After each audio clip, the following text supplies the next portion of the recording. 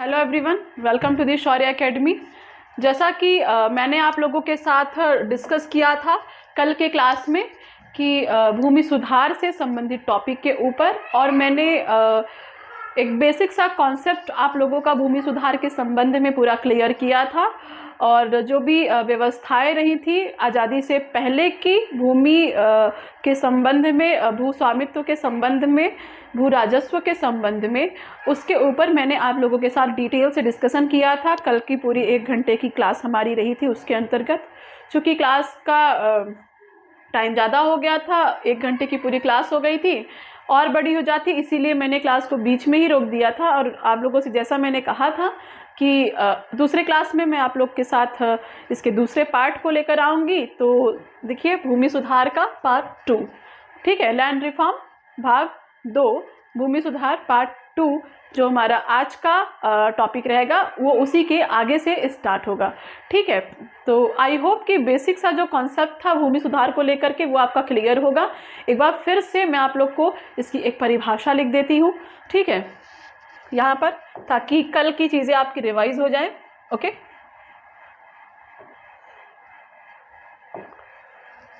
यहाँ पर इसकी हम डेफिनेशन को अगर हम देखें तो भू स्वामित्व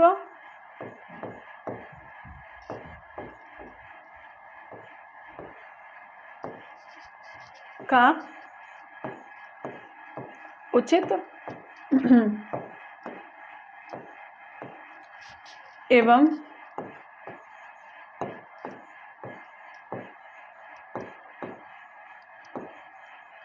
न्यायपूर्ण वितरण।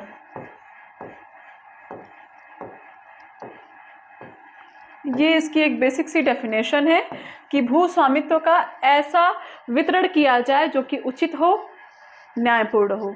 ठीक है, लैंड होल्डिंग की जो कैपेसिटी है वो ऐसी हो कि ज़्यादा से ज़्यादा उसकी उपयोग की जा सके, इस प्रकार से उससे व्यवस्थित किया जाए। ये इसका एक बेसिक सा डेफिनेशन है जो कि कल मैंने आप लोग को बहुत अच्छे से समझाया था। एक नज़र डाल लेंगे कि कल हमने क्या बात की थी उनके ऊपर। तो ये डेफिनेशन है, आप यहाँ पर देख ही सकते हैं, इसको मैंने आप लोगों से डिस्कस किया ही था ऑलरेडी। तो भूमि सुधार को लेकर के जो भी परिभाषा इसकी थी वो मैंने आप लोगों से बताया था। उसके ये पूरी परिभाषा है, इसको मैं आज आप लोग को नहीं बताने वाली क्योंकि कल मैंने आप लोग को इसका डिटेल डिस्कशन किया था। ठीक है, फिर स्वतंत्रता से पूर्व भारत में भू राजस्व से संबंधित जो भी व्यवस्थाएं थी इसके ऊपर हमने डिस्कस किया आप लोगों से। ओके, उसके बाद इसमें हमने बात की थी जमींदारी व्यवस्था की। ठीक है,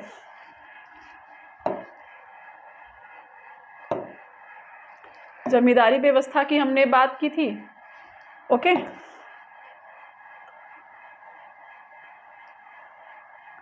देन हमने इसमें बात की रैयतवाड़ी व्यवस्था की। ठीक है, देन हमने बात की इसमें महालवाड़ी व्यवस्था की। ओके, जमींदारी व्यवस्था में मैंने आप लोग से बताया था कि भूमि का जो अधिकारी होगा वहाँ जमींदार को बनाया गया था। रैयतवाड़ी में मैंने आपसे बताया था कि भूमि की जो अधिकारिता है वो रैयत यानी किसान को दी गई थी। और तीसरा महालवाड़ी में मैंने आपको बताया था कि जो भूमि की जो अधिकारिता है वो गांव के मुखिया के संदर्भ में था, यानी कि उससे सरकार का समझौता था। पूरे गाँव का एक राजस्व का एक दर निश्चित किया गया था महालवाड़ी व्यवस्था के अंतर्गत। ठीक है, यहाँ पर आप लोगों से एक प्रश्न है कि जमींदारी व्यवस्था को और किन किन नामों से जाना जाता है, इस चीज़ का आप जवाब दीजिए कमेंट करके। ठीक है, जल्दी से जल्दी कमेंट करिए कि जमींदारी व्यवस्था को और किन किन नामों से जाना जाता है। और भी प्रश्न मैं आपसे पूछूंगी, इसीलिए आप अभी से इसका जवाब दीजिए। ये टॉपिक हमें यहाँ से स्टार्ट करना था। इस टॉपिक के ख़त्म करने से पहले आप उस चीज़ का जवाब दे दीजिए, इसके बाद मैं आप लोगों से अगला प्रश्न पूछूंगी। ठीक है, तो यहाँ पर क्या टॉपिक है हमारा, जहाँ से हमें आज कंटिन्यू करना है, भारत में भूमि सुधार की रूपरेखा। ठीक है, कल हमने भारत की भूमि की स्वामित्व की राजस्व की पूरी इतिहास को जाना था, क्या उसकी ऐतिहासिक व्यवस्थाएं रही उनको जाना था।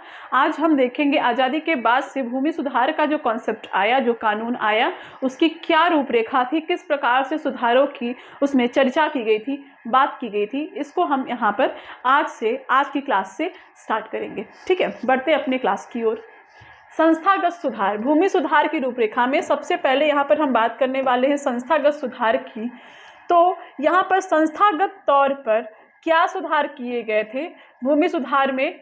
जमींदारी प्रथा का उन्मूलन, ठीक है, यानी कि संस्थागत सुधार में जो पहला पॉइंट बनता है भूमि सुधार की रूपरेखा के अंतर्गत, आज़ादी के बाद सरकार ने भूमि सुधार को लाया और मध्यस्थता को या फिर जमींदारी प्रथा को, इन चीज़ों को उन्मूलित किया, हटाया। मध्यस्थता का अंत, जमींदारी प्रथा का अंत। आप जानते हैं मीडिएटर्स कौन थे? जमींदार थे। बीच के जो लोग होते हैं वही मध्यस्थ होते हैं, वही मीडिएटर होते हैं। उन्हीं को हटाने की यहाँ पर व्यवस्था रही और उनको हटाया गया। उसके बाद भू स्वामित्व कृषकों को हस्तांतरण किया गया।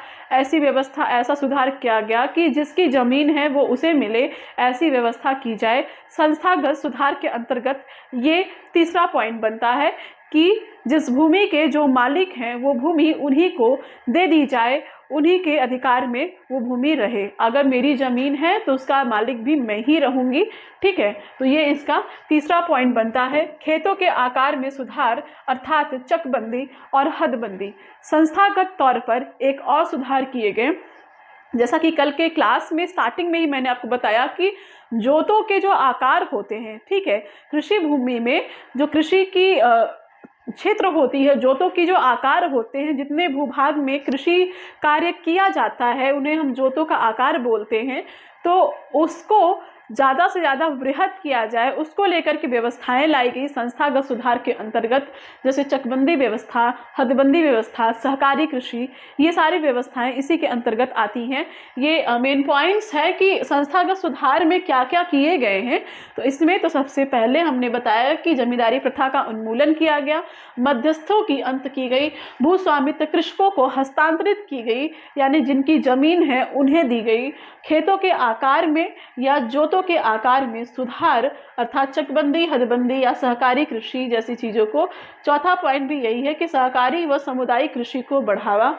सहकारी या सामुदायिक कृषि का क्या तात्पर्य है, ये हम जब सहकारी कृषि आपको पढ़ाएंगे तो उसमें आपको बताएंगे, तो आप अच्छे से इसको जान लेंगे। यहाँ पर इसको मैं डिस्कस नहीं कर रही क्योंकि आगे मुझे करना ही है। ठीक है, तो उसको बढ़ावा मिले ऐसा इसमें एक सुधार किया गया। खेती को उप विभाजन या विखंडन को रोकना। ठीक है, खेतों का उप विभाजन या विखंडन, जैसे मान लीजिए कि मेरे पास ज़मीन है, फिर मैं किसी के, जैसे आप हैं, मेरे फादर हैं या फिर आपके फादर हैं, तो होता क्या है कि हमारे पास कुछ ज़मीन है और जब हमारे बच्चों में जब हमें उसका बंटवारा करना होता है तो हम ज़मीन के हिस्से कर देते हैं। ठीक है, 3 बच्चे हैं तो 3 हिस्सों में ज़मीन को बांट देते हैं, उपविभाजन या विखंडन कर देते हैं। ऐसे में क्या होता है कि जो जोतों का आकार है वो छोटा हो जाता है। ठीक है, और फिर क्या होता है कि उत्पादन की जो क्षमता पहले थी, जब पूरी खेती मिलकर के होती थी, वो नहीं रह जाती है। जब छोटे छोटे स्थान पर, छोटे छोटे जोतों पर जब कृषि कार्य होगा तो उत्पादन तो इफेक्टेड होगा ही। तो इसलिए इन चीज़ों को रोका जाए, ऐसी व्यवस्था की गई। संस्थागत सुधार के अंतर्गत लगान में कमी की गई। आप जानते हैं कि अंग्रेजों के समय में लगान काफ़ी ज़्यादा लिया जाता था, काफ़ी ज़्यादा टैक्सेस वसूले जाते थे, शोषण किया जाता था कृषकों का, किसानों का। तो इसी के परिप्रेक्ष्य में लगानों में कमी की गई थी, एक ये व्यवस्था रही। और भूधारण अधिकारों की सुरक्षा प्रदान करना। ठीक है, चूँकि पहले क्या था कि भूस्वामी को अपने अधिकारों की रक्षा की कोई भी ऐसी व्यवस्था नहीं थी कि मतलब वो अपने अधिकारों की हक जता सके। ठीक है, कि नहीं ये ज़मीन मेरा है, इस पे मेरा अधिकार है, ऐसा वो हक लीगली उसको जता सके, ऐसा कुछ भी व्यवस्था नहीं था। तो संस्थागत सुधार के अंतर्गत ऐसी व्यवस्था भी की गई भूमि सुधार के संबंध में। तो ये रहे कुछ पॉइंट्स संस्थागत सुधार के अंतर्गत आते हैं। जब भी आप भूमि सुधार की चीज़ों को अगर आप लिखते भी हैं, मेंस में भी आपके पॉइंट्स काम आएंगे कि भूमि सुधार के अंतर्गत क्या क्या किए गए, तो आप वहाँ पर संस्थागत सुधार के अंतर्गत टॉपिक में आप इन चीज़ों को ऐड कर सकते हैं कि ये सारी व्यवस्थाएं की गई थी। ठीक है, आई होप ये आपको समझ में आई होंगी। आगे बढ़ते हैं, और क्या व्यवस्था रही? तकनीकी सुधार। देखिए, वो तो रहे संस्थागत सुधार। अब तकनीकी आधार पर क्या सुधार किया गया, टेक्नोलॉजी और के बेस पर हमारे कृषि क्षेत्र में क्या सुधार किया गया? तो देखिए, पहला तो कृषि का आधुनिकीकरण किया गया। ठीक है, आज की डेट में भी आप जानते हैं ज़्यादा से ज़्यादा कृषि को मॉडर्नाइजेशन की ओर ले जाया जा रहा है, मॉडर्न बनाया जा रहा है, मॉडर्न कृषि की ओर लोग बढ़ रहे हैं, टेक्निकल किया जा रहा है कृषि क्षेत्रों में ज़्यादा से ज़्यादा चीज़ों को। आप देखिए, जहाँ हल से जुताई होती थी वहाँ ट्रैक्टर से होती है।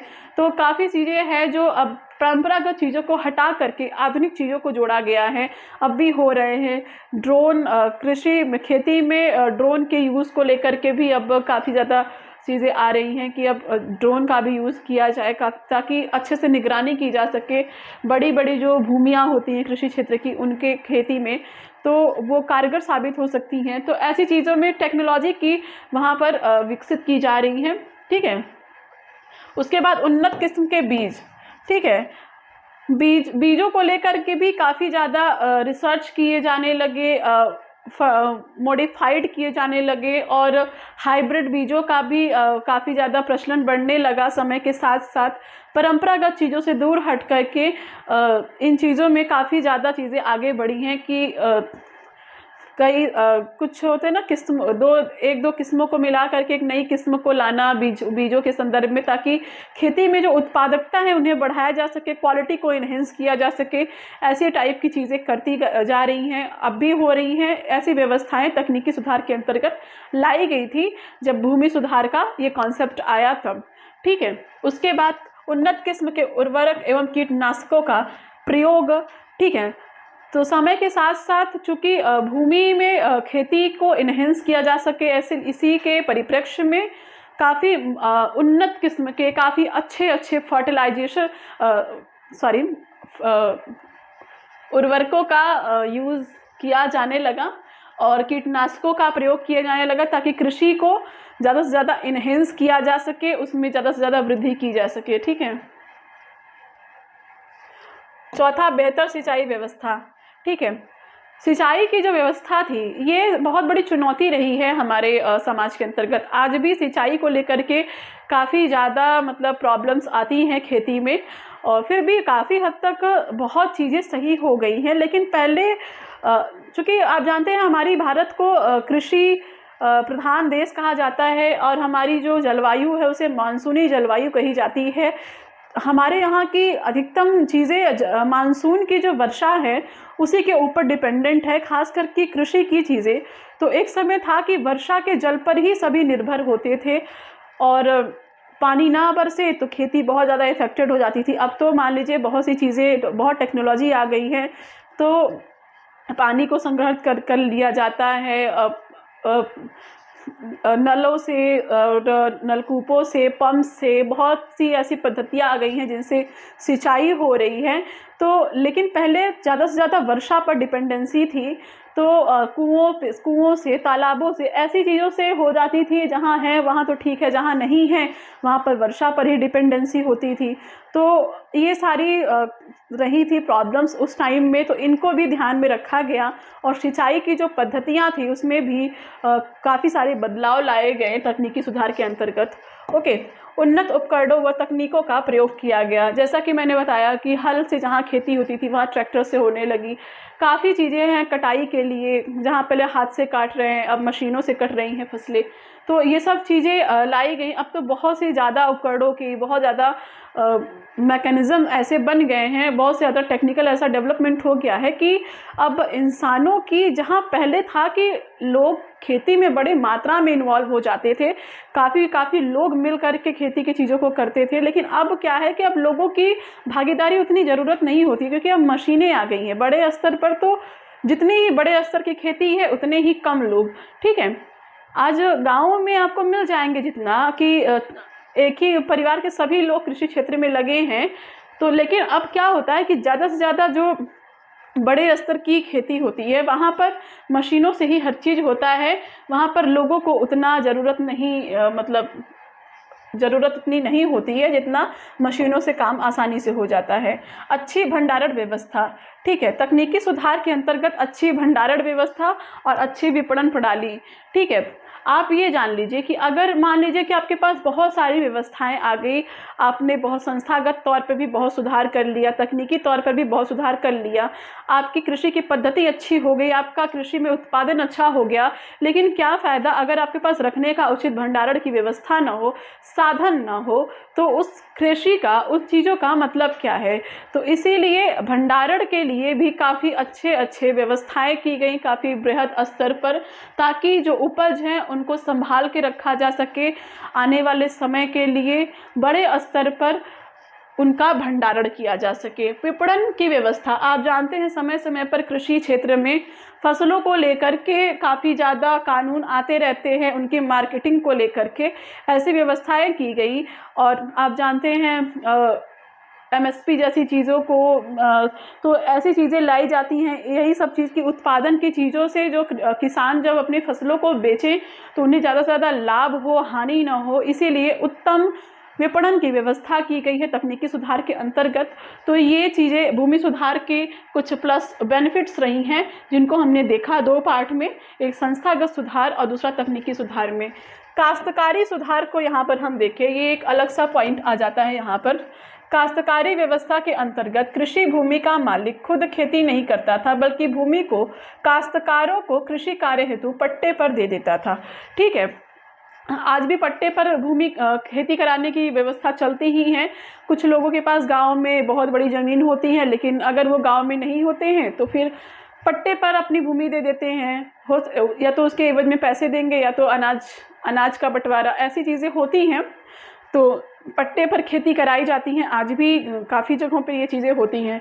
तो ये सब चीज़ें हैं, और इसी को काश्तकारी प्रथा कहते हैं एक तरीके से, कि जो कृषि का असली मालिक है, भूस्वामी जो है, वो खुद खेती नहीं करता, बल्कि जो छोटे छोटे काश्तकार होते हैं उनको कृषि को दे देता है, अपनी भूमि को, कि वहाँ पर वो खेती कर सके, कृषि कार्य कर सके, और उन्हें वो पट्टे पर लीज पर देता था, ठीक है। वो लीज होती थी, उसी के ऊपर ये पूरी खेती की जाती थी काश्तकारों के द्वारा। औपनिवेशिक शासन काल में भारतीय काश्तकारों के लिए लगान का दर उत्पादन का 34 से 75% थी, ठीक है। अब यहाँ पर आप देखिए, काश्तकार जो हैं, एक तो उनकी वो ज़मीन नहीं होती, ठीक है, वो ज़मीन किसी और की होती है जिस पर वो खेती करते हैं, और उसके एवज में जब वो खेती कर लेते हैं, उत्पादन जो होता है, तो उसका 34 से 74-75% तक का जो परसेंट का जो उत्पादन होता था, जो लाभ होता था, उन्हें मिलता था, वो उन्हें टैक्स के रूप में पे करना होता था ब्रिटिश रूल के अंतर्गत। वर्तमान में लगान की अधिकतम मात्रा कुल उपज की 20 से 25% तक है, ठीक है। यानी कि काश्तकारों के संबंध में तत्कालीन औपनिवेशिक शासन में जहां लगान की दर 35 से 75% के बीच थी, वहीं आज के समय में ये 20 से 25% है कुल उपज का, जितनी पैदावार होगी उसके उपज का, ठीक है। अब यहाँ पर देखें, आगे कुछ ऐसे एक्ट्स आते हैं, अधिनियम, तो नहीं, एक्ट्स की हम आगे चर्चा करेंगे। भूमि के पुनर्गठन की, ठीक है। भूमि सुधार के अंतर्गत एक पुनर्गठन को लेकर के जो लैंड्स, जो ज़मीन छोटे छोटे जोतों में बटे हुए हैं, उनको एक करने की समस्या सरकार के सामने बहुत बड़ी रही है, कि कैसे उन्हें एक किया जाए, कैसे उनका मतलब जोतों की आकार को बढ़ाया जा सके, वृद्धि की जा सके।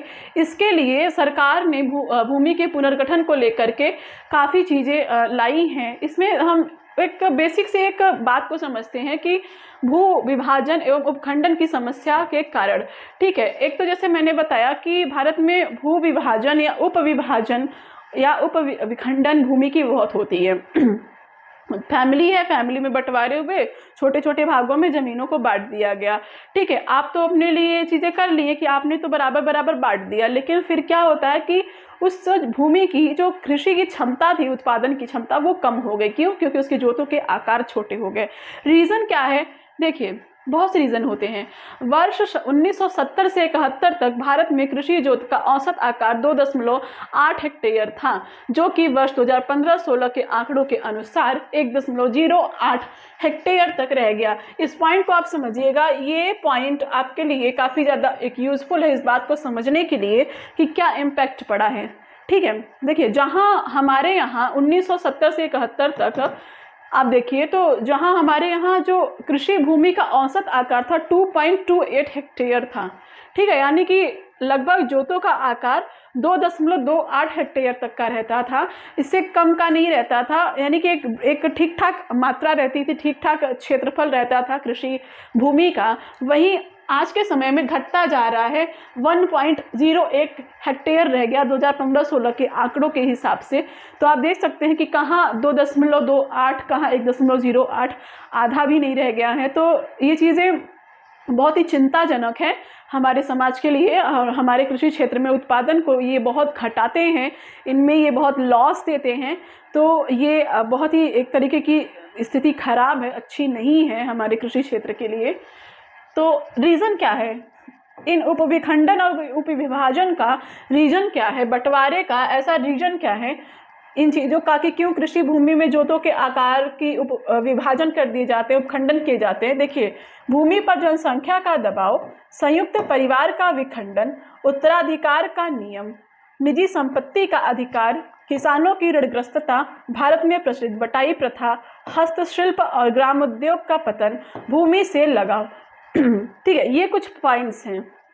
देखिए, मैंने बताया आपसे, जमीन है, बंटवारा कर दिया, छोटे छोटे जोतों में बंट गया। ठीक है, उत्तराधिकार का नियम है। ठीक है, हमारे जितने बेटे रहते हैं हम उनको उसमें उतनी इतनी ज़मीनें बांट देते हैं। इससे क्या हुआ, हमारी बड़ी ज़मीन छोटे छोटे हिस्सों में बढ़ गई। दूसरा, जनसंख्या का दबाव। जनसंख्या का दबाव कैसे? देखिए, ज़मीन उतनी है, ज़मीन थोड़ी है, और आपने बच्चे पैदा किए 10। अब आपके 10 बेटे हैं, थोड़ी सी ज़मीन में 10 जगह बांटिए, अब कितना मिलेगा? नहीं मिलेगा। जनसंख्या बढ़ती जा रही है, ज़मीन नहीं, ज़मीन कहाँ से बढ़ेगी? आपकी जनसंख्या के साथ आपकी भूमि थोड़ी बढ़ती जाएगी, नहीं, वो जितनी है उतनी ही रहेगी। लेकिन उस पर दबाव पड़ता है और छोटी छोटी जोतों में बढ़ती चली जा रही हैं ज़मीन, और उससे क्या होता है कि सही से वहाँ खेती नहीं हो पाती है और सही से उत्पादन नहीं हो पाता है। भूमि एक तरीके से काफ़ी मात्रा में निरर्थक जाती है, प्रयास और मेहनत सभी चीज़ें निरर्थक होती हैं। कुछ तो ऐसे होते हैं कि अपनी ज़मीन से इतना लगाव रहता है, जैसे सहकारी कृषि। सहकारी कृषि एक बहुत ही अच्छी व्यवस्था सरकार ने लाई थी कि मिलजुल कर खेती करने की। लेकिन लोगों को क्या होता है कि नहीं, हमारी ज़मीन है, हम अपने से करेंगे, जो करेंगे हो चाहे ना हो, छोड़ेंगे ही नहीं। ये होता है, अपनी भूमि से इतना लगाव होता है लोगों को। ठीक है, दूसरा, जैसे आपने अगर जैसे देखा होगा, पहले समय में लोगों को खेती, कहते ना, उसको सर का ताज समझते थे, चाहे कितनी भी गरीबी में क्यों ना रह ले, लेकिन खेती तो उन्हें करना ही है। ठीक है, पहले की स्थिति इतनी दयनीय थी कि मजदूरी में ज़्यादा फायदा था, खेती में बहुत लॉस था, लेकिन फिर भी अपनी शान के लिए लोग खेती करते थे, चाहे भले टैक्स के दबाव तले, ऋण के दबाव तले, ब्याज के दबाव तले भले ही मर जाए, लेकिन खेती से जो उनकी शान थी उसको बनाए रखने के लिए कभी भी वो लोग मजदूरी नहीं करना चाहते थे। ठीक है, मजदूरों की स्थिति कृषकों की अपेक्षा बहुत अच्छी थी पहले अंग्रेजों के समय में। क्यों? क्योंकि उनके ऊपर उतना लोड नहीं था जितना कृषकों के ऊपर था। लेकिन फिर भी चूँकि कहते हैं कि खेती को अपनी शान समझते थे, और तो इसीलिए वो उसको छोड़ नहीं सकते थे। ठीक है, तो ऐसा चीज़ों का डिस्कशन हम जब प्रेमचंद्र को पढ़ते हैं, मुंशी प्रेमचंद का आपने नाम सुना होगा, उनकी कुछ ऐसी सर्वश्रेष्ठ कहानियाँ रही हैं, कुछ ऐसी, उनकी कहानियों में भी इन चीज़ों का उल्लेख मिलता है। ठीक है, और उनका जो है उपन्यास, आपने गोदान अगर आपने कभी पढ़ा होगा तो वहाँ पर भी होरी और धनिया की जो कहानी है, वहाँ पर भी आपने देखेंगे कि वहाँ पर होरी कहता है कि कृषि में जो मर्यादा है वो मजदूरी में कहाँ। तो मतलब कि जो मर्यादा कृषि में है वो मजदूरी में नहीं है। चाहे भले ही खाने को ना हो, चाहे भले ही पहनने को ना हो, लेकिन मर्यादा है इसीलिए हम खेती ही करेंगे। तो यही जो लगाव है ना लोगों का कृषि से, किसानों का अपनी ज़मीन से, इन चीज़ों के वजह से वो कभी अपनी भूमि को छोड़ना पसंद नहीं करते हैं कि उसको, जैसे चकबंदी आई, हदबंदी आई, भूमि की एकीकरण की अगर बात होती है तो वो उसे भी नहीं करेंगे, चाहे जैसे भी हो, लेकिन वो करेंगे अपना ही चीज़, चाहे वो उससे कुछ मिले चाहे ना मिले, ऐसी मानसिकता लोगों की बन गई थी। ठीक है, सॉरी। उसके बाद निजी संपत्ति का अधिकार, फिर हस्तशिल्प और ग्रामोद्योग का पतन। ठीक है, जब हमारे यहाँ भारी उद्योगों का विकास होने लगा तो हस्तशिल्प जैसी चीज़ों का, छोटे छोटे जो ग्राम उद्योग थे उनका बहुत पतन होने लगा। और फिर इसमें क्या है कि ये चीज़ें भी कहीं ना कहीं एक कारण रही हैं कि कृषि में उपखंडन और विखंडन जैसी चीज़ें आई हैं। तो ये कुछ ऐसे पॉइंट्स थे जिसके वजह से हम कह सकते हैं कि हमारे यहाँ कृषि का काफ़ी ज़्यादा विखंडन हुआ है। लोग अपनी भूमि से इतना लगाव करते हैं कि वो चाहते ही नहीं कि उसको वो छोड़े। ठीक है, जैसे हदबंदी जब आप पढ़ेंगे, चकबंदी जब आप पढ़ेंगे, तो ये सब चीज़ों में है कि अगर आपके ज़मीन छोटे छोटे जगहों पर फैले हुए हैं, एक ही जगह, एक ही गांव में आपके कुछ ज़मीन यहाँ है कुछ वहाँ है, अगर उन्हें हम मिला करके आपकी ज़मीन की मात्रा में आप चाहें तो पूरा ज़मीन ले ले एक जगह पर, तो नहीं, वो चीज़ें लोगों को पसंद ही नहीं है। क्यों? क्योंकि उनकी वो पुरखों की ज़मीन है, उसे वो कैसे छोड़ सकते हैं। ये ज़मीन से लगाव की स्थिति ऐसी रही है जिससे जोतों की आकार पर काफ़ी ज़्यादा प्रभाव पड़ा है और जिससे हमारी उत्पादकता भी काफ़ी ज़्यादा इफेक्टेड हुई है। ठीक है, अब यहाँ पर देखिए, जोतों की चकबंदी, समाधान, ये सब जो कारण थे कि उपखंडन और विखंडन जो इतने हुए हैं हमारे देश में, अब इस वजह से जो जोत के आकार हैं कृषि क्षेत्र के अंतर्गत उन्हें कैसे बड़ा किया जाए, इसके लिए जो समाधान किया गया है कृषि में भूमि सुधार के अंतर्गत, यहाँ पर सबसे पहले हम पढ़ते हैं चकबंदी को। जैसा मैंने आपसे बताया था कि चकबंदी, हदबंदी, सहकारी कृषि, इन सब चीज़ों को हम आपके साथ डिस्कस करेंगे। तो यहाँ पर चकबंदी आता है हमारा पहला पॉइंट, जोतों की चकबंदी। तो इसके अंतर्गत हम देखेंगे कि चकबंदी व्यवस्था वह व्यवस्था है जिससे किसानों के गांव के विभिन्न भागों में बिखरे हुए खेत उन्हें एक ही स्थान पर मिल जाते हैं। जैसा मैंने कहा कि मान लीजिए आपके पास 10 हेक्टेयर की ज़मीन है और आपकी 2 हेक्टेयर यहाँ पर है, 2 हेक्टेयर 1 किलोमीटर दूर है, 4 वहाँ है, इस प्रकार से 2 वहाँ है। तो इस प्रकार से आपके 4-5 जगह मिला करके आपके 10 हेक्टेयर की कुल ज़मीन है। ठीक है, तो अब यहाँ पर सरकार ने ये व्यवस्था किया चकबंदी के तहत कि अगर आपकी 10 हेक्टेयर की भूमि फैली हुई है तो एक पर्टिकुलर प्लेस पे आपको आपकी ज़मीन की कुल मात्रा के हिसाब से उतनी ज़मीन आपको एक ही जगह दी जाएगी और उस जो आपका वो वाला ज़मीन था आप उसे छोड़ दीजिए, आपको जिस जगह पर सूटेबल लगे वहाँ पर आप पूरा 10 हेक्टेयर का ज़मीन ले लीजिए, ताकि इससे क्या हो कि आपकी जो कृषि की जो भूमि है वो भी आपका एक जगह मिल जाएगी, आप उससे अच्छे से खेती कर सके, उत्पादकता को बढ़ा सके, जोतों के आकार में वृद्धि होगी तो आप उसका सही से यूज़ कर सकेंगे, अधिकतम से अधिकतम उससे आपको लाभ मिलेगा। ये एक ऐसी व्यवस्था रही चकबंदी की। ठीक है, उसके बाद इसके अंतर्गत भू स्वामित्व में बदलाव करते हुए छोटे खेतों को बड़े खेतों में बदला जाता था। मैंने बताया कि अगर आपकी कुछ ज़मीनें यहाँ हैं, कुछ वहाँ हैं, कुछ यहाँ पर हैं, तो क्या होगा कि आप 2 ज़मीनों को छोड़ के आप इसी एरिया में पूरा उस ज़मीन के बराबर ज़मीन ले लीजिए, वो जो दोनों ज़मीन है उसके भू स्वामित्व को छोड़ दीजिए, यहाँ पर इतने एरिया में आप पूरा उतना ज़मीन ले लीजिए और आप इससे क्या होता है कि आपके भू स्वामित्व में बदलाव होता है। आपका वहाँ का ज़मीन वो आपसे ले लिया जाएगा और यहाँ पर आपकी ज़मीन की क्षेत्रफल को बढ़ा दिया जाएगा।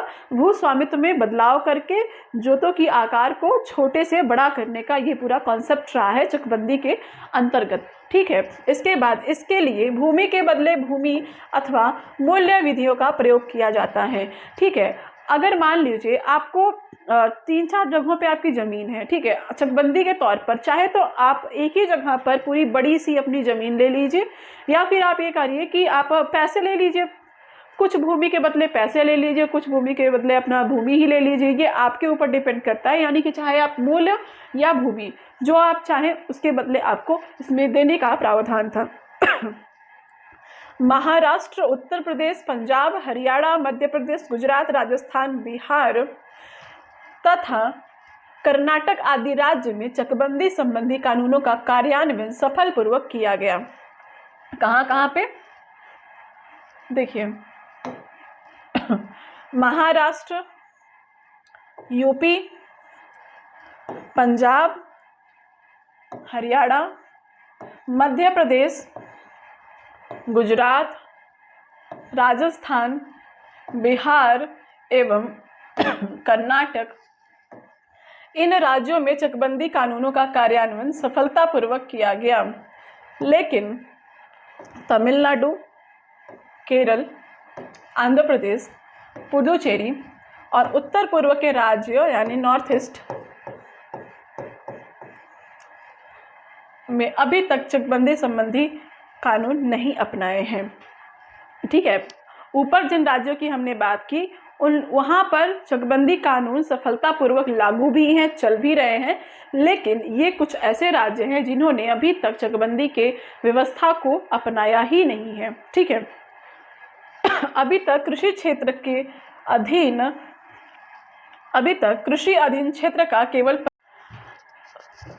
जी, यहाँ पे हम बात कर रहे थे, सॉरी फॉर द डिस्टर्बेंस, यहाँ पे कुछ प्रॉब्लम आ गई थी तो इसीलिए बीच में ही थोड़ा सा रुकना पड़ा मुझे।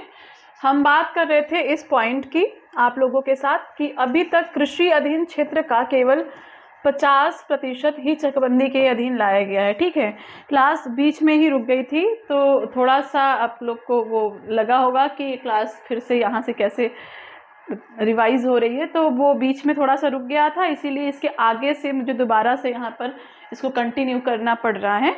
तो उसके लिए जो भी है, ठीक है, आगे बढ़ते हैं। प्रॉब्लम्स आती रहती हैं, जो कि टेक्निकल चीज़ें हैं तो टेक्निकल प्रॉब्लम्स आती रहती हैं, उसको लेकर के कोई भी दुविधा नहीं होनी चाहिए दिमाग में, ये सारी चीज़ें होती रहती हैं। ठीक है, तो ठीक, आगे बढ़ते हैं। यहाँ तक हमने बात की ही थी कि यहाँ तक इन राज्यों की जो मैंने डिस्कस किया था, इन राज्यों में ये व्यवस्था चल रही है और ये राज्य जो है इन्होंने अभी तक इस कानून को अपनाया ही नहीं है। किस कानून को? चकबंदी कानून को। ठीक है, और नेक्स्ट जो पॉइंट हम डिस्कस कर रहे थे वो था कि अभी तक कृषि क्षेत्र का केवल 50% ही चकबंदी के अधीन लाया गया है। कृषि भूमि का, ठीक है, भारत में जितना भी कृषि भूमि का क्षेत्र है, यानी कि ऐसी जमीन जहाँ पर खेती होती है, वो जो पूरा एरिया है उसका 50% जो कि चकबंदी के अंतर्गत आ चुका है, लेकिन 50% अभी नहीं आया है। तो ये चकबंदी से संबंधित कुछ बेसिक पॉइंट्स थे जिसकी मैंने आप लोगों से डिस्कस किया था। ठीक है, यहाँ पर आप लोगों से एक प्रश्न है मेरा, उसका आप आंसर कमेंट करके बताइएगा। इससे पहले भी मैंने आपसे एक प्रश्न किया था, ये दूसरा प्रश्न है। आप बताइए कि जमींदारी जो प्रथा थी, ठीक है, इससे पहले मैंने आपसे प्रश्न पूछा था कि जमींदारी प्रथा को और किन किन नामों से जाना जाता है। अब जो मेरा प्रश्न है वो ये है कि जमींदारी प्रथा के अंतर्गत जो राजस्व का दर था वो कितना था? ठीक है, टैक्स रेट क्या था? जमींदारी प्रथा के अंतर्गत टैक्स का रेट क्या था? ठीक है, ओके, तो ये आपका प्रश्न है, इसका जवाब आप कमेंट करिएगा। चकबंदी में यहाँ तक हमने डिस्कस किया, आगे देखें क्या है। आगे आता है आपका एक सेकेंड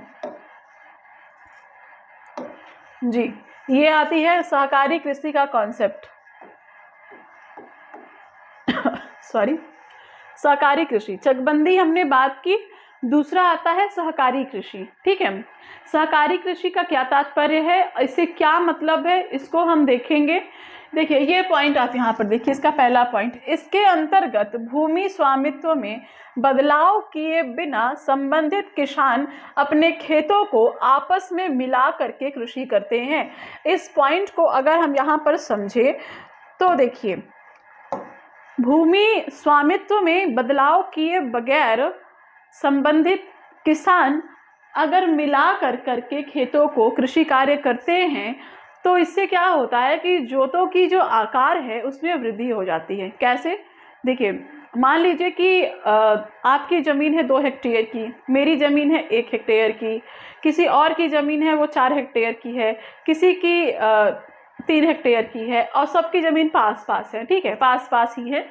ऐसे में क्या होता है कि आप अपनी ज़मीन पे खेती करेंगे, वो अपने पे, वो अपने पे, चूँकि जोतों के आकार अलग अलग हैं, किसी के छोटे किसी के थोड़े बड़े, इस प्रकार से अलग अलग खेती होती है। और अगर आप लोग ये सहभागिता बना ले कि एक ही फसल की अगर खेती करनी है और आप लोग क्या करिए कि आप सभी की ज़मीन वही रहेगी, जो आपका ज़मीन का क्राइटेरिया एरिया है वो आपका रहेगा, मालिक भी आप ही रहेंगे। लेकिन आप क्या करिए कि मिल के खेती करिए, मतलब आप अपनी ज़मीनों को एक कर दीजिए। जो आपका हिस्सा है वो आपका ही रहेगा, उसके मालिक आप ही रहेंगे, लेकिन अपनी ज़मीन, आप सभी अपनी ज़मीनों को एक करके एक साथ मिल करके उसमें खेती करिए।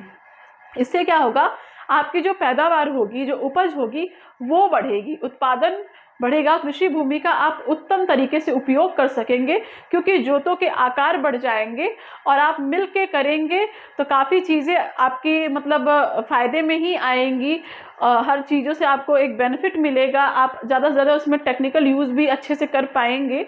तो इस प्रकार से आपका जो इन द लास्ट जो आपकी पैदावार है, जो कि मेन होता है कृषि क्षेत्र के अंतर्गत, आप कैसे भी हो कुछ भी करें, मेन आपकी जो मतलब होती है वो पैदावार से ही होती है, कितने आपको उत्पादन हुआ उसकी होती है, तो उसी को ज़्यादा से ज़्यादा इन्हेंस किया जा सके, इसीलिए ये व्यवस्था लाई गई कि आप सहभागिता के तौर पर सहभागी रूप से हो करके मिल करके आप खेती करें, ताकि आपकी भूमि का अधिकार भी आपका बना रहे और आपकी भूमि से उपज भी आपको ज़्यादा मिल सके। ठीक है, तो ये इस सहभागी कृषि का या सहकारी कृषि का एक कॉन्सेप्ट रहा था।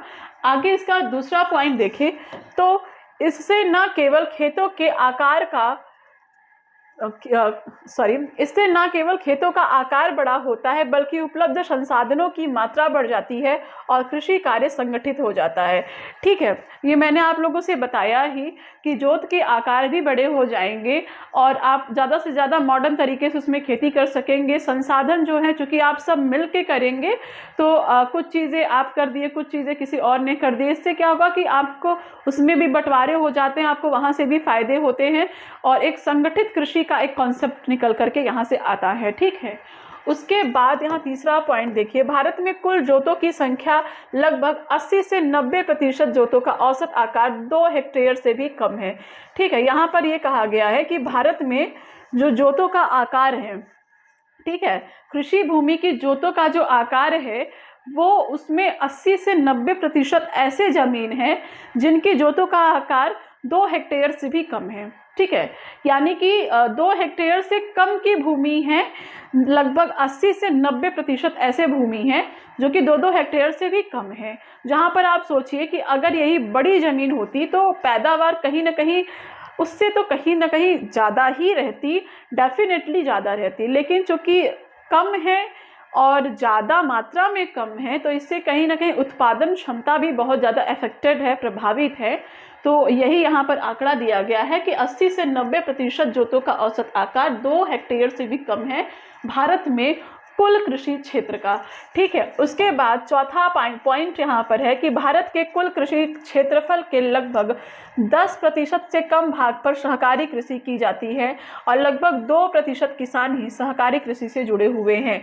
ठीक है, यहाँ पर आप देखिए 10% कृषि भूमि सहकारी कृषि के अंतर्गत है और 2% किसान ही इसमें संलग्न है। आप देख सकते हैं कितनी खराब हालत है सहकारी कृषि के कॉन्सेप्ट का। सिर्फ 10% ही भूमि ऐसे हैं जो कि मिल करके संगठित तौर पर कृषि कर रहे हैं, खेती कर रहे हैं, और 2% ही किसान ऐसे हैं जो इसमें संलग्न हैं, जो कि मिल करके लोगों के साथ एक संगठित कृषि कर रहे हैं। ठीक है, तो इसका बहुत ज़्यादा अच्छा रिजल्ट नहीं है, लेकिन ये कॉन्सेप्ट कहीं ना कहीं सही भी है एक, लेकिन कर भी क्या सकते हैं, हमारे यहाँ पर ईमानदारी नहीं है ना, समाज के अंतर्गत ईमानदारी नहीं है। किसी भी व्यवस्था को, कानून को अच्छे से सुचारू ढंग से उसे लागू करवाने के लिए, उस पर कार्य करने के लिए लोगों में भी ईमानदारी होनी चाहिए, भ्रष्टता नहीं होनी चाहिए। ठीक है, लेकिन यही हमारे समाज में कहीं ना कहीं इन चीज़ों का अभाव है, जिस वजह से ऐसी योजनाओं पर लोग ज़्यादा बिलीव नहीं करते, ट्रस्ट नहीं कर पाते हैं। तो एक कहीं ना कहीं ये इसकी बहुत बड़ी चुनौती भी है। ठीक है, आगे देखिए तो जोतों की हदबंदी या सीमाबंदी, ये हमारा तीसरा एक व्यवस्था आता है। ठीक है, इसको अगर हम देखते हैं कि हदबंदी या सीमाबंदी क्या होता है, हदबंदी क्या होता है, सीमाबंदी इसका क्या तात्पर्य है, अगर आप इसे समझते हैं तो देखिए इसमें क्या होता है कि एक निर्धारित मात्रा तय की जाती है कि एक पर्टिकुलर व्यक्ति या परिवार के पास उतनी ही जमीन रह सकती है, और अगर उस पर्टिकुलर मात्रा से ज़्यादा है तो उस भूमि का सरकार द्वारा अधिग्रहण कर लिया जाता है और उसको भूमिहीन कृषकों में या फिर जो लोग भूमिहीन हैं उसमें आवंटित कर दिया जाता है, उन्हें बांट दिया जाता है। ठीक है, देखते हैं इसकी परिभाषा को यहाँ से। भारत में ग्रामीण क्षेत्रों में भूमिहीन परिवारों की संख्या लगातार बढ़ रही है। ग्रामीण क्षेत्रों में लगभग 50% से अधिक परिवारों के पास किसी भी प्रकार की कृषि भूमि नहीं है। ये यहाँ पर एक कॉन्सेप्ट दिया गया है इस हदबंदी कानून को लाने की कि क्या वजह रही है। तो देखिए, ग्रामीण क्षेत्रों में कृषि अगर भूमि की बात करें तो 50% ऐसे परिवार हैं, ऐसे लोग हैं जो कि गांव में जिनके पास कोई कृषि भूमि नहीं है। ठीक है, वो भूमिहीन है। ठीक है, और उनके पास खेती करने के लिए किसी भी प्रकार की भूमि नहीं है। ऐसे लोगों की संख्या 50% के बराबर है ग्रामीण क्षेत्रों में। तो यही एक ये बताया गया है इस कानून के अंतर्गत, हदबंदी कानून के अंतर्गत, कि इस कानून को लाने की आवश्यकता क्या है। चूँकि 50% से ज़्यादा लोग कृषक या भूमिहीन है या तो ऐसे लोग हैं जिनके पास कोई भी खेती की ज़मीन नहीं है, तो कहा यह गया है कि हदबंदी या सीमाबंदी के अंतर्गत सरकार राज्य सरकारों द्वारा प्रति व्यक्ति या परिवार की भूमि की अधिकतम मात्रा को निर्धारित किया जाता है। यदि व्यक्ति या परिवार के पास निर्धारित मात्रा से अधिक भूमि पाई जाती है तो उसे अतिरिक्त भूमि घोषित कर दिया जाता है एवं सरकार द्वारा उसका अधिग्रहण कर लिया जाता है। तत्पश्चात अधिग्रहित भूमि को भूमिहीन परिवारों में वितरित कर दिया जाता है। ये पूरा इसका कॉन्सेप्ट है, इसको हम समझते हैं। अगर मान लीजिए कि सरकार ने एक पर्टिकुलर मात्रा निर्धारित की है कि प्रति व्यक्ति एक इंसान के पास, एक आदमी के पास इतनी ही ज़मीन होनी चाहिए, इससे ज़्यादा नहीं होनी चाहिए, तो जब हदबंदी के तहत भूमि की नाप की जाती है और आपके पास उस पर्टिकुलर निर्धारित मात्रा से ज़्यादा की ज़मीन पाई जाती है तो जो एक्सेस लैंड है उन्हें अधिग्रहित कर लिया जाता है राज्य सरकार के द्वारा और उसे आप ही के गांव के जो भूमिहीन लोग हैं उन्हें वितरित कर दिया जाता है, आवंटित कर दिया जाता है। ठीक है, तो ये है हदबंदी का ये पूरा कॉन्सेप्ट है। ठीक है, आगे देखें इसमें क्या है। तो ये हदबंदी का यहाँ तक का ये पूरा कॉन्सेप्ट रहा है। इसके अंतर्गत यही व्यवस्था है कि भूमि को, जो भूमिहीन है उसको आवंटित किया जा सके, ऐसी व्यवस्था हदबंदी की रही है। ठीक है, इसमें भी काफ़ी ज़्यादा भ्रष्टता आ चुकी है हमारे समाज के अंतर्गत। यही तो मेन रीज़न है कि हमारे यहाँ कानूनों को सही ढंग से लागू ही नहीं किया जाता है। जो होता है वो सही तरीके से उसी प्रकार से जो का तो कभी आता ही नहीं है समाज के अंतर्गत, इसीलिए लोग इसका विरोध भी करते हैं। तो ये चीज़ें काफ़ी मात्रा में हैं हमारे यहाँ पर, बहुत बड़ी चुनौती है ये हमारे समाज के लिए। तो चूँकि सरकार कोई भी व्यवस्था अगर लाती है तो गलत सोच के नहीं लाती है। बड़े बड़े इकोनॉमिस्ट वहाँ बैठे होते हैं जो कि उसके विशेषज्ञ होते हैं, जो कि ऐसी व्यवस्थाओं पर सरकार को राय देते हैं और उसके बाद जा कर के कोई कानून बनता है, कोई नियम आता है, तो वो ऐसे ही नहीं आ जाता है। लेकिन उसका जो इम्प्लीमेंटेशन है ना, वो सही नहीं होता है। ठीक है, जो तंत्र बने हैं ना, ये सही नहीं है। इस वजह से क्या होता है कि विफलताएं देखने को मिलती हैं, इन चीज़ों को लेकर के बवाल होते हैं बहुत ज़्यादा। तो ये सब चीज़ें तो सोसाइटी की देन है, हमारे यहाँ जो प्रशासनिक तंत्र हैं उनकी देन है। अगर भ्रष्टता समाज में रहेगी तो कहीं ना कहीं ये विकास को इफेक्ट करेंगी। तो ये सब पूरी चीज़ें रही हैं। चकबंदी को हमने देखा, सहकारी कृषि को हमने देखा, हदबंदी के कॉन्सेप्ट को हमने समझा, काश्तकारी सुधार को हमने देखा, संस्थागत तौर पे किस प्रकार के सुधार किए गए हमने उसे देखे थे आप लोगों के साथ, और उसके बाद तकनीकी तौर पे क्या सुधार किए गए उसको भी हमने आप लोगों के साथ डिस्कस ही किया था। तो ये सारी चीज़ें हम देख चुके हैं। अब आगे इस क्लास में शेष हमें जो देखना है, कुछ एक्ट्स ऐसे रहे हैं।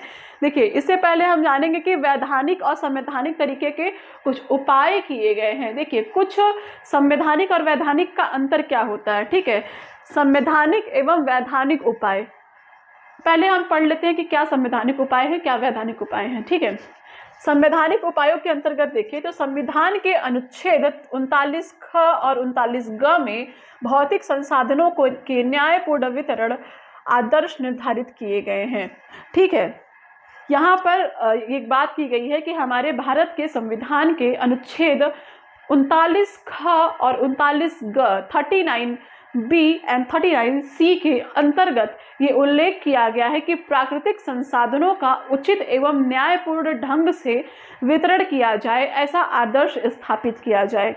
यहाँ पर सिर्फ भूमि की बात नहीं की जा रही है, प्राकृतिक संसाधन मतलब जो भी प्राकृतिक रिसोर्सेज, नेचुरल रिसोर्सेज हमारे समाज के अंतर्गत हैं, हमारे देश में, उनका उचित और न्यायपूर्ण वितरण होना चाहिए। और लैंड्स जो होते हैं, भूमि जो होती है, वो एक प्राकृतिक संसाधन है, वो ह्यूमन मेड नहीं होती है, इसीलिए वो भी इस अनुच्छेद के अंतर्गत आता है। तो ये एक संवैधानिक विधान है, एक कानून है, एक उपाय है, जिसके तहत आप कह सकते हैं कि ये हमारा कॉन्स्टिट्यूशनल राइट है, एक तरीके का संवैधानिक उपाय, संवैधानिक अधिकार है। फंडामेंटल राइट्स नहीं है, लेकिन कहीं ना कहीं संविधान में है तो अधिकार ही है, एक कानून ही है।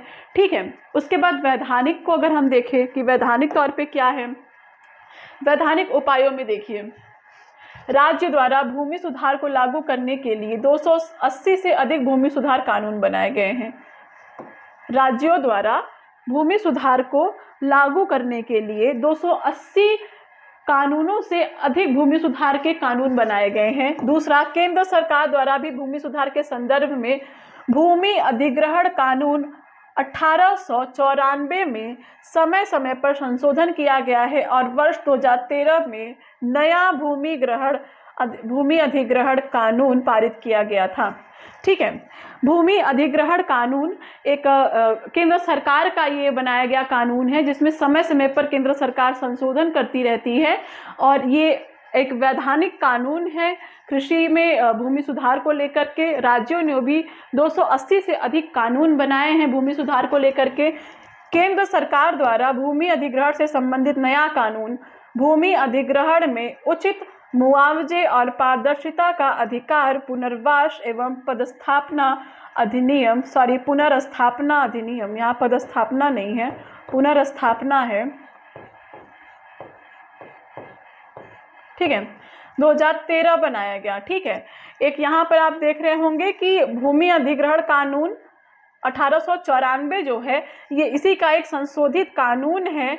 भूमि अधिग्रहण में उचित मुआवजे और पारदर्शिता का अधिकार पुनर्वास एवं पुनर्स्थापना अधिनियम 2013, ये एक एक्ट है, इसका पूरा ये नाम है, इसको भी हम देखेंगे। ये केंद्र सरकार के भूमि अधिग्रहण कानून 1894 का है, एक संशोधित रूप है। ठीक है, तो इसको हम देखेंगे। देखिए, अब यहाँ अंतर समझते हैं संवैधानिक और वैधानिक चीज़ों की। देखिए, विधिक और संविधिक दो ऐसे टर्म होते हैं।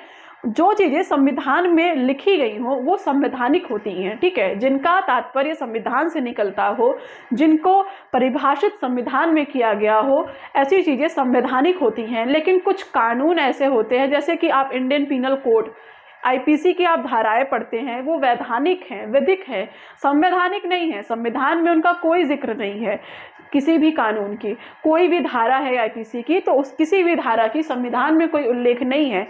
लेकिन वो चूँकि कानून है, विधि है, उनका एक अपना ही विधान है, वो वैधिक कानून है, वैधानिक कानून है, वो संवैधानिक नहीं है।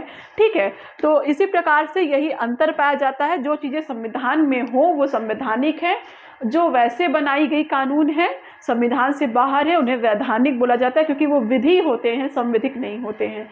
ठीक है, आगे बढ़ते हैं, इन कानूनों को देखते हैं। कुछ एक्ट्स, कुछ अधिनियम हैं, उनको देखते हैं।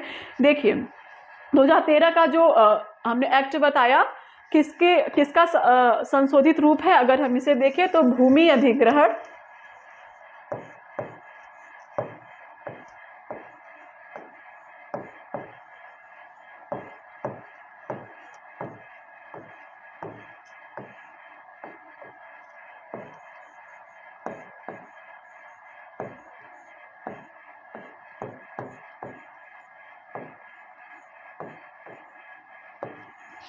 भूमि अधिग्रहण कानून 1894 का ये संशोधित रूप है। क्या है? भूमि अधिग्रहण में उचित मुआवजे और पारदर्शिता का अधिकार पुनर्वास एवं पुनर्स्थापना अधिनियम 2013 और संशोधन अध्यादेश 2015। ठीक है, इसमें दो चीजों की बात यहाँ पर की गई है, दो चीजों को हम देखेंगे। सबसे पहले हम देखेंगे भूमि अधिग्रहण में उचित मुआवजे और पारदर्शिता का अधिकार पुनर्वास एवं पुनर्स्थापना अधिनियम 2013 को अगर हम देखें तो यहाँ पर आप देखिए, इस अधिनियम में स्पष्ट किया गया है कि सरकार किन किन सार्वजनिक उद्देश्यों के लिए निजी भूमि का अधिग्रहण कर सकती है। ठीक है, ये जो अधिनियम है, इसके तहत सरकार, जैसे आप जानते हैं कि सरकार को जब भी कोई विकास कार्य करने होते हैं, डेवलपमेंट के कार्य करने होते हैं, तो आप सरकार को भूमि चाहिए, लैंड चाहिए, जमीन चाहिए। इसके लिए सरकार को भूमि अधिग्रहित करनी पड़ती है निजी क्षेत्रों से। उसी को लेकर के ये कानून बनाया गया है।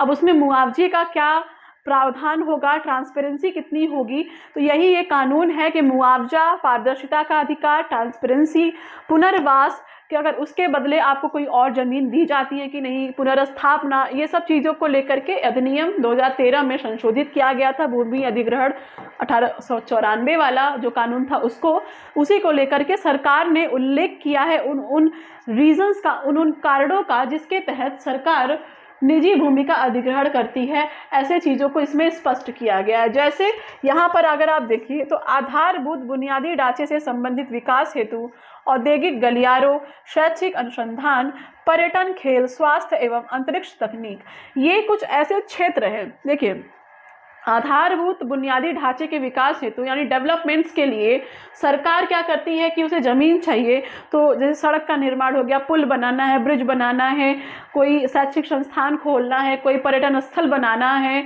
कोई खेल का कोई स्थान बनाना है, स्टेडियम वगैरह बनाने हैं, कुछ भी ऐसे अंतरिक्ष की तकनीकी कोई विकसित करनी है, कुछ भी चीज़ें हैं, तो इसके लिए सरकार को भूमि चाहिए।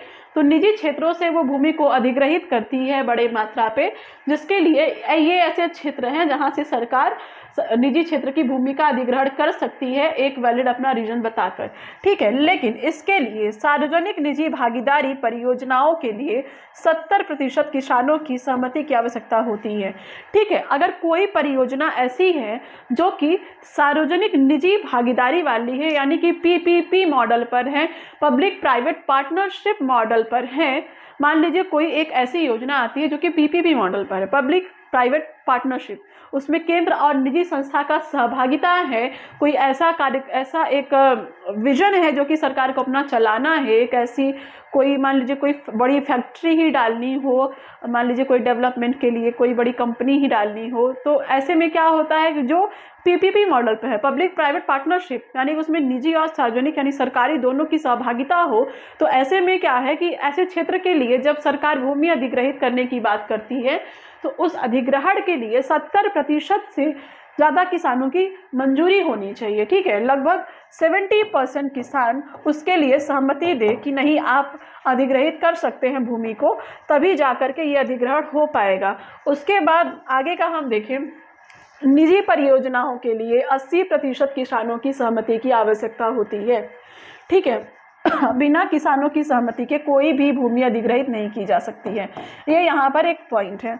देखिए, अगर PPP मॉडल पर कोई भी परियोजना बेस्ड है, मान लीजिए उसमें सरकारी और निजी दोनों की सहभागिता है, पब्लिक प्राइवेट पार्टनरशिप है, तो वहाँ पर 70% किसानों की मंजूरी आवश्यक होती है। लेकिन केवल प्राइवेट कंपनी है, मान लीजिए कोई प्राइवेट कंपनी चाहती है कि हम इस पर्टिकुलर एरिया में, इस पर्टिकुलर रीजन में अपना एक बड़ा फैक्ट्री डाले, कंपनी डाले, तो उसके लिए 80% किसानों की सहमति चाहिए होती है। ठीक है, अगर सरकार और निजी व्यक्ति, निजी कंपनी दोनों का अगर मान लीजिए जैसे आप ले लीजिए टाटा को, अंबानी को और गवर्नमेंट को, अगर ये दोनों मिलकर के कोई एक परियोजना लाते हैं तो उसके लिए 70% किसानों की मंजूरी चाहिए रहती है।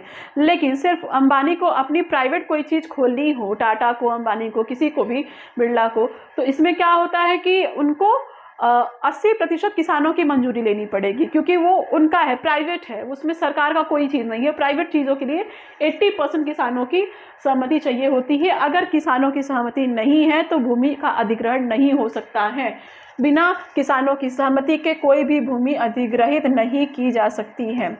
ठीक है, राष्ट्रीय परियोजनाओं के लिए अपेक्षित भूमि के अधिग्रहण में प्रक्रियागत मुश्किलें कम करने की आवश्यकता की दृष्टिकोण से इस अधिनियम में संशोधन करते हुए भूमि अधिग्रहण में उचित मुआवजा एवं पारदर्शिता का अधिकार, पुनर्वास और पुनर्निर्माण संशोधन अध्यादेश 2015 लागू किया गया।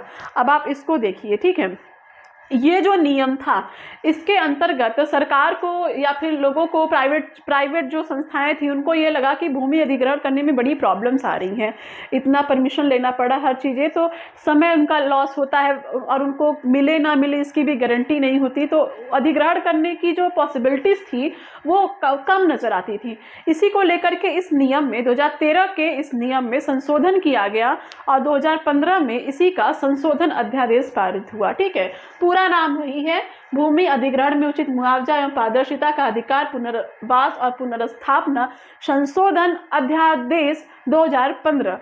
यानी कि पुनर्स्थापना के बाद जो पुनर्स्थापना अधिनियम 2013 था वहाँ पर पुनर्स्थापना या पुनर्निर्माण, पुनर्स्थापना या पुनर्निर्माण जो भी आप कहिए, पुनर्स्थापना संशोधन अधिनियम 2015 या संशोधन अध्यादेश 2015 लागू किया गया। ठीक है, यहाँ पर देखिए कृषि भूमि पट्टा प्रारूप अधिनियम 2016, यहाँ पर एक ये दूसरा कानून है। वहाँ पे हमने देखा कि उसके लिए कुछ उचित, थोड़ा उसको और ज़्यादा इजी करने के लिए 2013 के कानून में संशोधन करके 2015 में उसका नया कानून संशोधन करके लाया गया, संशोधन अध्यादेश 2015। यहाँ पर आप इसका नाम एक बार फिर से देख लीजिए। यहाँ पर आप देखिए, भूमि अधिग्रहण में उचित मुआवजे और पारदर्शिता का अधिकार, पुनर्वास एवं पुनर्स्थापना अधिनियम 2013। यहाँ पर बाद में इसको अगर आप हटा देते हैं तो भूमि अधिग्रहण में उचित मुआवजे और पारदर्शिता का अधिकार, पुनर्वास एवं पुनर्स्थापना संशोधन अध्यादेश 2015 यहाँ पर ऐड कर दीजिए। बाद में इसको ये नाम दिया गया 2015 के संशोधन में। ठीक है, अगला हम देखिए, जो हमारा अगला अधिनियम है, एक्ट है हमारा, वो कौन सा है, यहाँ पर देखिए लाया गया दूसरा एक है कृषि भूमि पट्टा प्रारूप अधिनियम 2016 का एक अधिनियम है। देखिए इसमें क्या पॉइंट है, टी हक के नेतृत्व में गठित 11 सदस्यीय समिति द्वारा कृषि भूमि को पट्टे पर देने और उसे सरल बनाने के लिए एक कानून निर्मित करने की सिफारिश के उपरांत नीति आयोग के पैनल ने model agriculture land leasing act 2016 प्रस्तुत किया। ठीक है, यहाँ पर एक समिति गठित की गई, किसकी अध्यक्षता में, टी हक की अध्यक्षता में 11 सदस्यों की एक समिति गठित की गई, जिसमें भूमि को पट्टे पर देने के लिए एक कानून लाने की बात की गई। ठीक है, पट्टा यानी लीज पे कोई भूमि दी जाती है किसी को, उसके लिए एक कानून लाने की बात की गई थी और उसी की सिफारिश के आधार पर नीति आयोग के एक पैनल ने model agriculture land leasing act 2016 या फिर कृषि भूमि पट्टा प्रारूप अधिनियम 2016, आप इसे कुछ भी कहिए, इंग्लिश में इसे model agriculture land leasing act 2016 कहिए या फिर हिंदी में कृषि भूमि पट्टा प्रारूप अधिनियम 2016 कहिए, जो भी आप कहिए, ये पूरा मतलब है इसका। ठीक है, इस अधिनियम के द्वारा भूमिहीन किसानों, छोटे एवं सीमांत किसानों को पट्टे पर भूमि उपलब्ध हो सकेगी। ठीक है, इसमें यह कहा गया कि ये एक्ट आने के बाद जो भूमिहीन लोग हैं या जो छोटे किसान हैं उन्हें कृषि करने के लिए पट्टे पर ज़मीन दी जाएगी, लीज पर ज़मीन दी जाएगी, उसका जो भी मुआवजा, जो भी उसकी पार्टनरशिप होगी, जो समझौते होंगे वो तो उनके आधार पर हो जाएंगे, लेकिन ऐसे लोगों को लीज पर ज़मीन दी जाएगी कि आप यहाँ पर खेती करिए, कृषि कार्य करिए। ठीक है, इस अधिनियम के तहत, इस अधिनियम में भूमि को पट्टे पर देने की स्थिति में एक अनुबंध भूस्वामी एवं कृषक के मध्य होगा। इसमें पट्टे पर दी जाने वाली कृषि भूमि का विवरण, पट्टे की कीमत, समयावधि एवं पट्टे से संबंधित सभी शर्तें शामिल होंगी। इस प्रकार भूमि को पट्टे पर दिए जाने की कानूनी दर्जा प्रदान किया गया। ठीक है, इस अधिनियम का एक सबसे बड़ा प्लस पॉइंट ये रहा कि लीज पर जो भूमि दी जाती थी छोटे मोटे कृषकों को या फिर भूमिहीन लोगों को, तो उनको एक कानूनी दर्जा दिया जाएगा कि उसका एक उचित विवरण उन्हें मिलेगा। ठीक है, जो भी भूमि आपको लीज पर मिलेगी उसका आपके पास एक लिखित उचित विवरण मौजूद होगा, जिसमें एक अनुबंध होगा आपके और जिसने आपको वो ज़मीन अपनी पट्टे पर दी है, यानी भूमि का जो वास्तविक स्वामी है, मालिक है उसका, और उस संबंधित पट्टे पर लिए हुए आदमी का, कृषक का या फिर जो भी हो उसका एक अनुबंध होगा उन दोनों के मध्य में, और उसमें पूरा विवरण होगा कृषि की भूमि का। उसके पट्टे पे आपको उसकी क्या कीमत मिलेगी, क्या राशि प्राप्त होगी उसका भी उल्लेख रहेगा, कितने समय के लिए आपको वो पट्टे पर मिलेगी उसका भी उल्लेख रहेगा। जो भी शर्तें होंगी, मान लीजिए कुछ शर्तें मालिक की होंगी, कुछ शर्तें उस कृषक की होंगी जो उसने पट्टे पर लिया है, उन सभी शर्तों को भी इसमें शामिल किया जाएगा। ठीक है, इस प्रकार से एक पूरा ब्यौरा रहेगा, उसमें लीज पर ली गई भूमि का एक पूरा अनुबंध रहेगा। तो इस प्रकार से जो पट्टे की जो व्यवस्था है, लीज पर भूमि देके कृषि कार्य कराने की जो व्यवस्था है, उसमें कोई किसी भी प्रकार का भ्रष्टाचार ना हो, इस वजह से इसको एक कानूनी दर्जा दिया गया है। ठीक है, हालांकि कहीं ना कहीं कमियां रही जाती हैं, लेकिन फिर भी एक बहुत ही सराहनीय ये प्रयास है लीजिंग को लेकर के।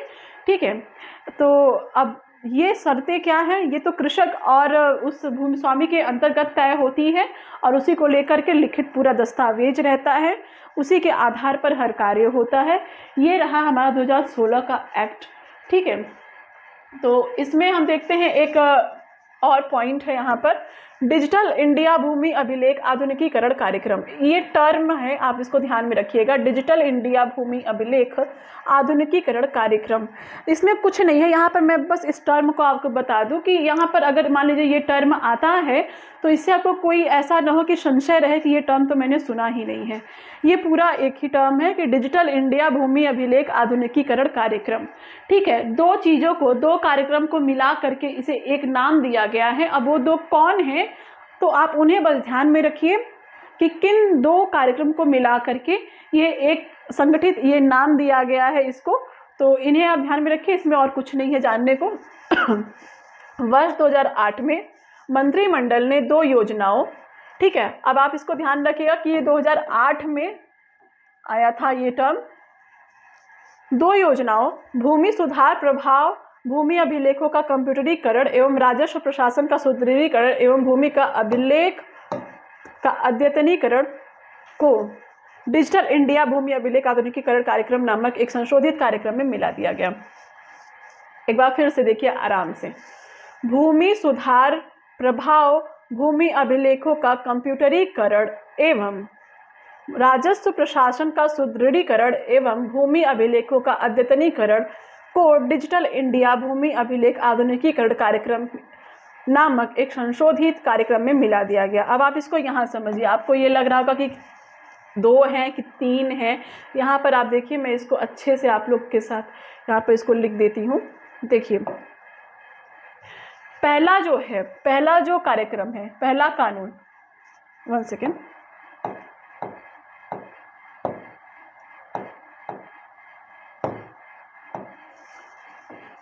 यहाँ जो पहला है वो है भूमि सुधार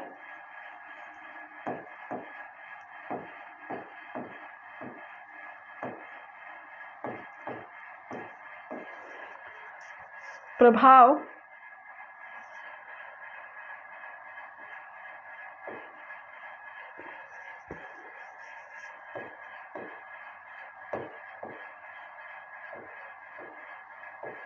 भूमि सुधार प्रभाव भूमि अभिलेखों का कंप्यूटरीकरण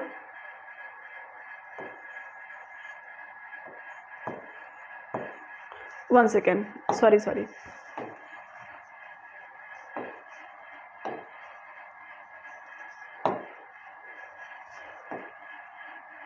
भूमि अभिलेखों का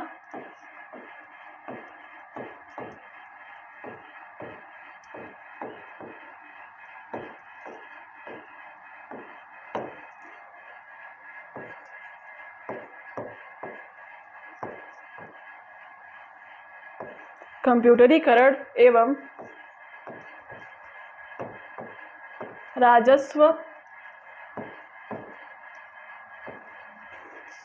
प्रशासन का सुदृढ़ीकरण।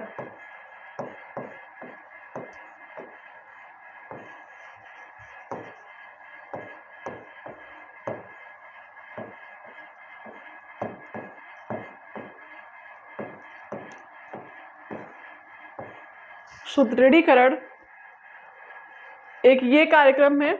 दूसरा यहाँ पर सेकंड आता है भूमि अभिलेखों का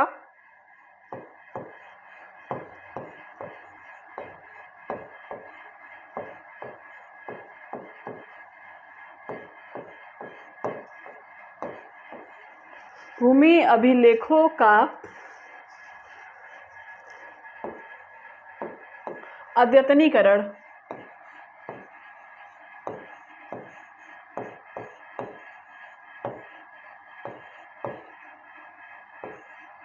ठीक है, ये दो कार्यक्रम हैं भूमि अभिलेखों का। यहाँ पे मैं इसे थोड़ा आउट साइड कर दे रही हूँ आपके लिए ताकि आप इसे जान ले, अगर ना दिख रहा हो तो। देखिए, भूमि अभिलेखों का कंप्यूटरीकरण एवं राजस्व प्रशासन का सुदृढ़ीकरण, ये आपका एक कार्यक्रम है। ठीक है, ओह सॉरी, ये आपका एक कार्यक्रम है, एक कानून है। भूमि अभिलेखों का कंप्यूटरीकरण एवं राजस्व प्रशासन का सुदृढ़ीकरण एक ये कार्यक्रम है। दूसरा कार्यक्रम आपका भूमि अभिलेखों का अद्यतनीकरण है। ठीक है, इन दोनों को मिला करके जो इनका मिक्स्ड एक वर्जन आया वो ये है कि डिजिटल इंडिया भूमि अभिलेख आधुनिकीकरण कार्यक्रम। ठीक है, यहाँ पर ये दोनों जो कॉन्सेप्ट हैं, भूमि अभिलेखों का कंप्यूटरीकरण एवं राजस्व प्रशासन का सुदृढ़ीकरण, भूमि अभिलेखों का कंप्यूटरीकरण एवं राजस्व प्रशासन का सुदृढ़ीकरण, दूसरा भूमि अभिलेखों का अद्यतनीकरण, इन दोनों को मिला करके एक नया टर्म 2018 में जो आया वो डिजिटल इंडिया भूमि अभिलेख आधुनिकीकरण कार्यक्रम। ठीक है, क्या आया? डिजिटल इंडिया भूमि अभिलेख। यहाँ पर देखिए, ये आया डिजिटल इंडिया भूमि अभिलेख आधुनिकीकरण कार्यक्रम। ये प्रोग्राम यहाँ पर आया इन दोनों को मिला करके। ठीक है, इन दोनों को मिला करके। ठीक है, ये कार्यक्रम यहाँ पर आया, ये दोनों को मिलाया गया और उसके बाद यहाँ पर ये कार्यक्रम लाया गया डिजिटल इंडिया भूमि अभिलेख आधुनिकीकरण कार्यक्रम 2008 में। ठीक है, ये आया कब? 2008 में। ठीक है, दो योजनाओं को मिला करके। ठीक है, तो यहाँ तक का ये हमारा पूरा कॉन्सेप्ट रहा था। आपने इसको समझ लिया होगा कि इन दोनों को मिला करके ये आया है। तो ये हमारा आज का पूरा क्लास रहा जिसमें हमने पूरा डिटेल से हर चीज़ डिस्कस किया था। ठीक है, तो आई होप आपको हर चीज़ें समझ में आ गई होंगी। एक बार हम इसको स्टार्टिंग से देखते हैं कि हमने इसमें क्या क्या देखा था। तो आज का ये जो हमारा क्लास था, इधर हमने पार्ट 2 ये था हमारा भूमि सुधार का। पार्ट 1 में हमने बात की थी कल, पार्ट 2 में आज हमने यहाँ से स्टार्ट किया था। भारत में भूमि सुधार से संबंधित जो रूपरेखा रही है, यहाँ से आज़ादी के बाद जो सुधार हुए उनको लेकर के जो भी रहा है ये सारी व्यवस्थाएं इसमें रही हैं। ठीक है, काश्तकारी सुधार हमने देखा, संस्थागत सुधार देखा, तकनीकी सुधार देखा। उसके बाद हमने भूमि पुनर्गठन का ये पूरा देखा कि उपखंडन और विभाजन के क्या कारण हो सकते हैं। उसके बाद उसके समाधान में जो प्रयास हुए उसको हमने यहाँ पर देखा है। यहाँ पे ये सारी चीज़ें जो है यहाँ, इनको हमने यहाँ देखा। चकबंदी देखा, जोतों की चकबंदी कैसे होती है। उसके बाद हमने यहाँ पर देखा है इस चकबंदी के पॉइंट्स के बाद हमने यहाँ पे सहकारी कृषि के पॉइंट को देखा, ये पूरा यहाँ तक। उसके बाद हमने यहाँ पर जोतों की हदबंदी या सीमा बंदी की पॉइंट्स को हमने देखा, अच्छे से इसकी कॉन्सेप्ट को समझा। फिर हमने देखा संवैधानिक उपायों को यहाँ पर। उसके बाद हमने बात की थी कि संविधान के अनुच्छेद 39B और 39C में इसका संवैधानिक उल्लेख किया गया है। प्राकृतिक संसाधनों के न्यायपूर्ण और उचित वितरण की बात की गई है। फिर वैधानिक उपायों को देखा कि 280 से अधिक राज्य सरकार के कानून हैं। केंद्र सरकार का भूमि अधिग्रहण कानून 1884, इसमें समय समय पर केंद्र सरकार ने संशोधन किए हैं। उसके बाद हमने इसी कानून को यहाँ पर डिटेल से देखा। फिर उसका 2015 में जो संशोधन अध्यादेश आया उसकी हमने बात की आपसे। फिर 2016 में जो कानून आया कृषि भूमि पट्टा प्रारूप अधिनियम 2016, इसको हमने यहाँ पर देखा पूरा। उसके बाद हमने देखा कि इसमें 11 सदस्यों की एक समिति थी जो कि टी हक के नेतृत्व में बना था। उसके बाद यहाँ पर नीति आयोग के पैनल ने इसमें एक इस लीजिंग एक्ट को लाया था। उसके बाद इस लीजिंग एक्ट को हमने अच्छे से समझा, फिर हमने इस टर्म को देखा, डिजिटल इंडिया भूमि अभिलेख आधुनिकीकरण कार्यक्रम, इस टर्म को हमने देखा था।